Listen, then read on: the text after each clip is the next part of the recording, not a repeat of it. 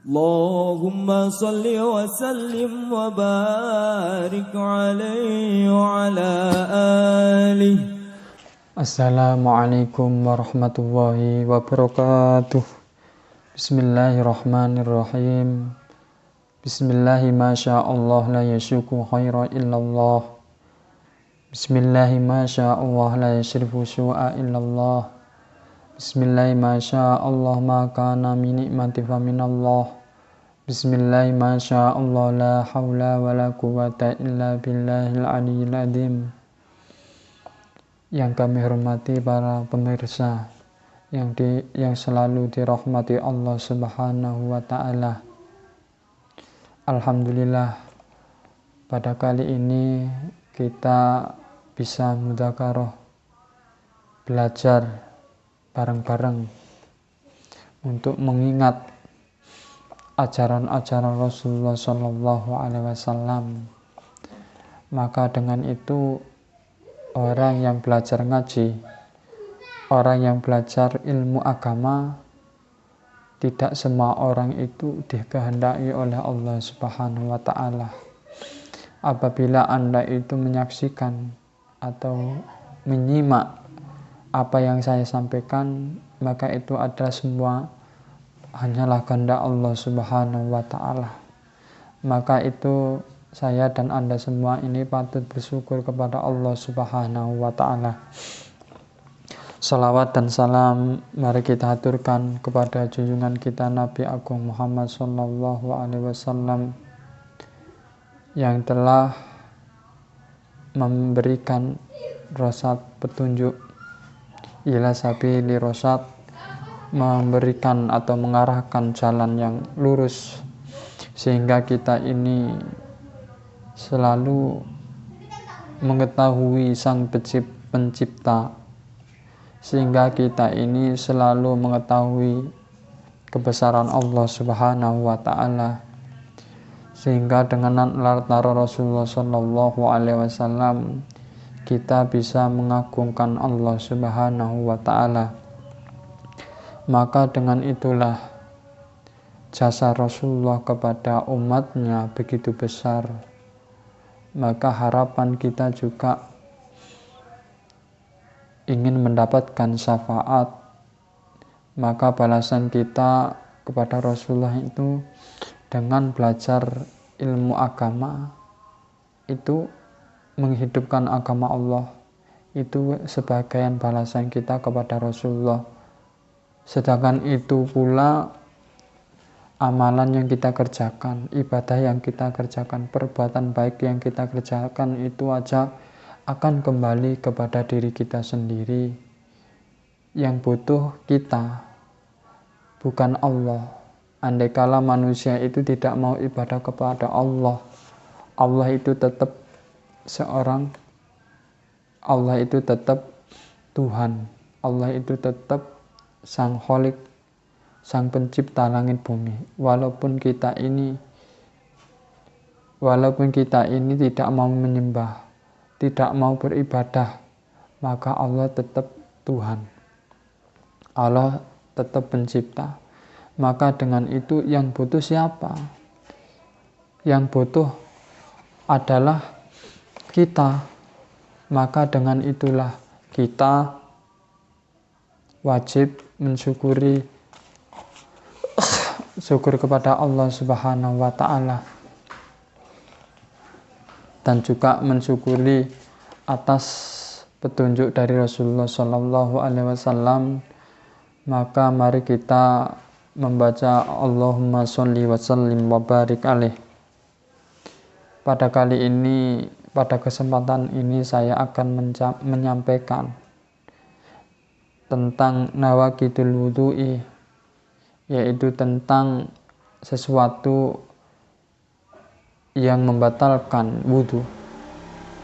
Maka kita mengkaji dari sumbernya langsung Al-Quran dan sumber dari Rasulullah Shallallahu Alaihi Wasallam, agar kita mudah untuk memahami tentang apa yang membatalkan wudu tersebut.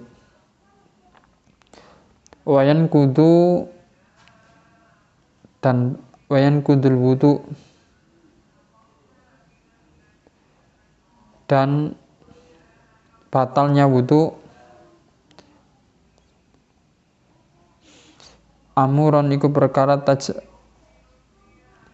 najmalu kita menyempurnakan hak yang perkara ini fima yakti di bawah penjelasan ini. Aulan pertama al-baulu wal itu pertama sesuatu yang membatalkan wudu, di antaranya itu kencing dan BAB. Wa kullu ma lan utawi saben-saben barang kharaja keluar, dan setiap sesuatu yang keluar min kubuli au duburin, min kubulin dari kemaluan, au duburin atau tempat keluar BAB itu, maka itu akan sesuatu yang keluar, baik itu sesuatu itu nggak tahu emas tak berlian yang keluar dari tempat jalan dua itu, maka hukumnya membatalkan wudu. Wa huwa al-musa indal fuqaha, wa huwa utawi sesuatu musamad indal fuqaha menurut para ahli fikih, al-khariju minasabilain, yaitu pendapat ulama, yaitu sesuatu yang keluar dari dua jalan, dari kemaluan dan itu sesuatu yang keluar dari kotoran tersebut. Wa mislu al-madyi warrih,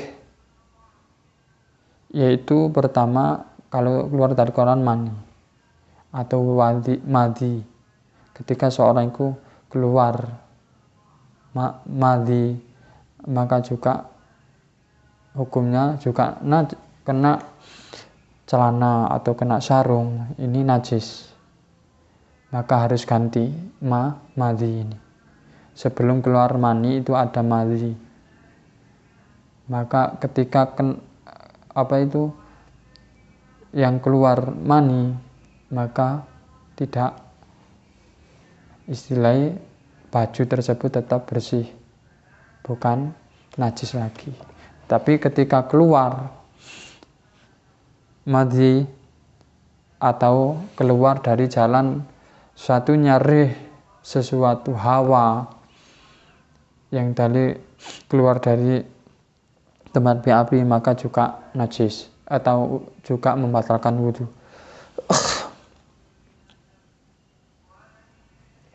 Sedangkan madhi alladhi yahruju inda sahwat, madhi ini biasanya keluar ketika seseorang itu syahwat, nafsu, maka keluar madhi, maka harus wudu. Fayakunu ala ra'si dzakar, fayakunu keluar dari ujung kemaluan, yakunu qalilan, walaupun itu sedikit, maka tetap membatalkan wudu. Kotrotan au kotroten, walaupun itu satu tetes kecil, atau kotroten atau beberapa tetes, maka juga itu hukumnya membatalkan wudu. Fayajibu maka wajib al wudu apa wudu bil bauli kelawan pipis, maka sebelum wudu seharusnya pipis dulu, mengeluarkan mandinya, kalau sudah bersih dibersihkan baru wudu. Niki anjuran seperti itu. Wal itu lan sedangkan wa madhi dan madhi lima ruwiya anna aliyan, 5 maring sesuatu yang diriwayatkan hadis tersebut, yang diriwayatkan anna aliyan sesungguhnya Ali radhiyallahu anhu, semoga Allah meridhoinya, amin. Qala kuntu kanat ono rajulan, kuntu ono rajulan iku maddaan, kuntu ono iseng rajulan iku mulana maddaan kang keluar kasirin huruji madi, tapi keluar madiku banyak. Fastah hayyitu isin ingsun an as'ala yanto takon ingsun, kata saya ini malu ketika itu seseorang itu mau tanya kepada Rasulullah ketika keluar wadi al-madi, yaitu mau tanya Rasulullah ke izin limakani ibnatihi, untuk tempat, maka minta tolong kepada anaknya. Fa amar tu merintah soal muqaddatan bani aswad fa salfakola, maka lewat Ibnu Aswad untuk merintah kepada Ibnu Aswad ini minta tolong untuk menanyakan tentang keluar madhi, maka hukumnya wudunya membatalkan wudu apa enggak. Maka faqala Rasulullah yugsilu dzakarahu, maka basuhlah kemaluanmu, wa yatawadu, dan wudulah. Maka itu diriwayatkan oleh rawahu Imam Bukhari. Wa amal wudu minal bauli wal ghaiti, adapun wudu setelah pipis dan BAB, maka fadil ayatul karimah, maka untuk ayat yang mulia menjelaskan tentang ghaid, au jaa au utawa jaa telah datang ahadukum salah siji antar kamu minal ghaidi dari BAB, wa asul ghaidi minal lugati, sedang al ghaid wa asul ghaid itu BAB fil lughah al makan munkhafidhi, itu panggonan yang rendah minal ardi saking bumi. Li'anna alladhi yuridu ayyakdziya al-hajah, yakni qada'il hajah, mengeluarkan sesuatu. Yatlubu makan munkhafifan li'ala yaron nas summa tawassi'a fi wa asbaha yakulli nafsi kharij minad dubur, yaitu sesuatu yang keluar dari tempat BAB. Maka di dalam bahasa Al-Quran itu begitu cara kata bahasanya itu sastra, sehingga halus, istilah didengarkan itu tidak kotor. Cara di bahasa Indonesia ini bahasa Jawa itu ten wingking gitu. Lek bahasa Indonesia BAB. Sedangkan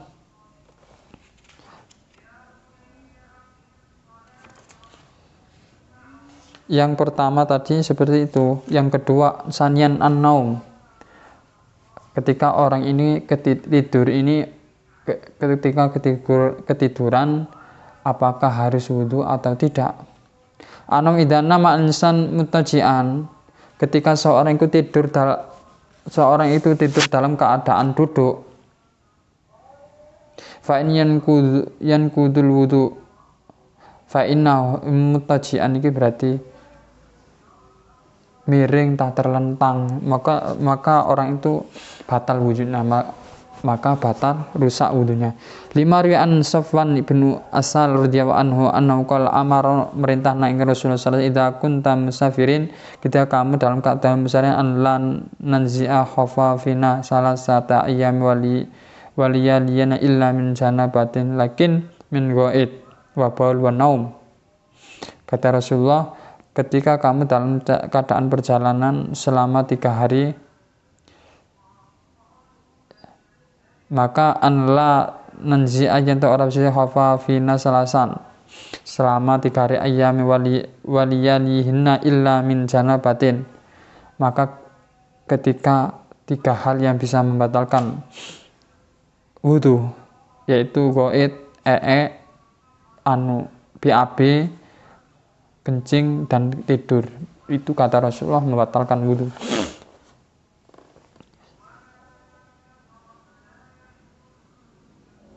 Sedangkan wal wiko ayil dubur wa idza nama insan in falat robat falaya yadri insan hal kharaja minhu ma yankudul wudu min sautin aw rihin amla.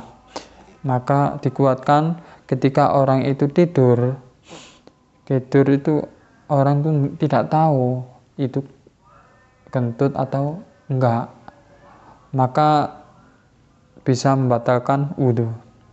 Walaupun itu kentutnya kecil atau besar, maka itu atau tidak, maka orang yang lebih hati-hati ketika ketiduran itu tetap wudhu.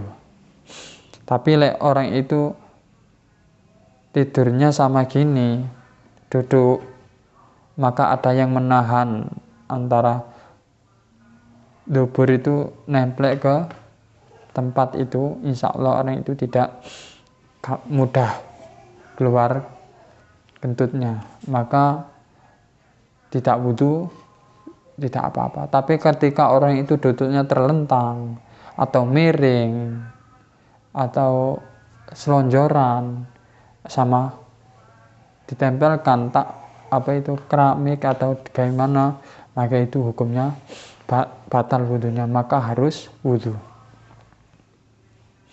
Asalnya al-qai'u minal fami, hukumnya muntah.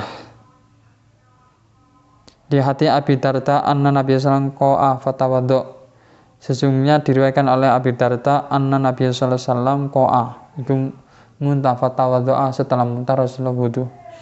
Qala sauban anna sabitu, maka setelah itu saya menuangkan lahu untuk kanjeng Nabi, fatawadda'u, menuangkan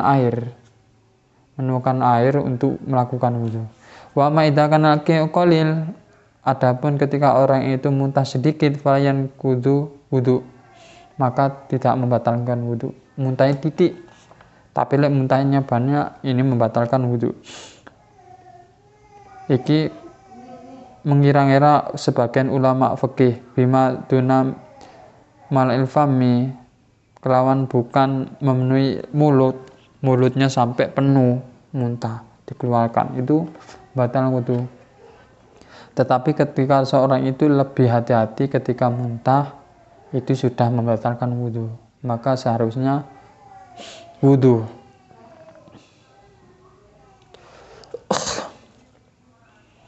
Sedangkan yang keenam, masul dakar, menyentuh kemaluan, juga membatalkan wudhu.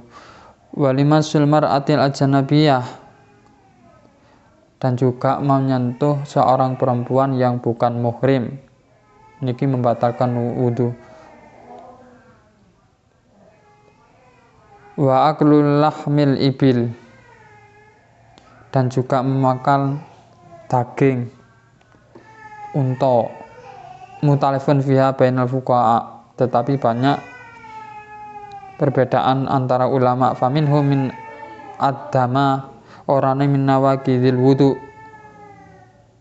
dari tidak adanya batalnya wudu. Wa minhum man qala innalan wudu tidak batal al wudu walikulli minhum dalilun wa hujjatun. Tetapi ketika seorang itu masul zakar wal masul mar'atul ajnabiyah, bukan muhrim, di kalangan madhab Imam Syafi'i itu batal. Ada pendapat ulama lain, iki ada tiba hadhaba Syafi'i la in bidatil wudu, pendapat ulama Imam Syafi'i ketika batalnya itu bimas zakar, ketika orang itu keserempet zakar, kemaluan, maka wudunya itu batal. Li hadis man massa dzakaru falyatawaddo, barang siapa yang menyentuh kemaluan maka hendaknya wudu. Wada Abu Hanifah ila atin qidatil wudu, sedangkan madhab Imam Syafi'i ora onae batal kudu li hadis hal huwa illa bat'atun minhu, kecuali sekitari lubang,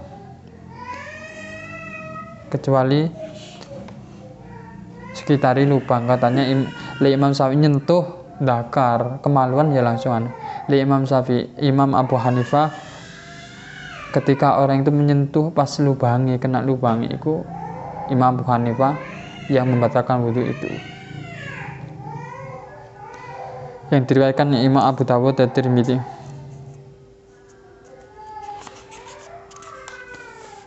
Maka itu yang perlu diperhatikan Ketika keluar madhi juga membatalkan wudhu, dan ketika pipis, kencing, ketiduran, tidur dalam keadaan terlentang, miring, atau selonjoran, maka itu juga membatalkan wudhu.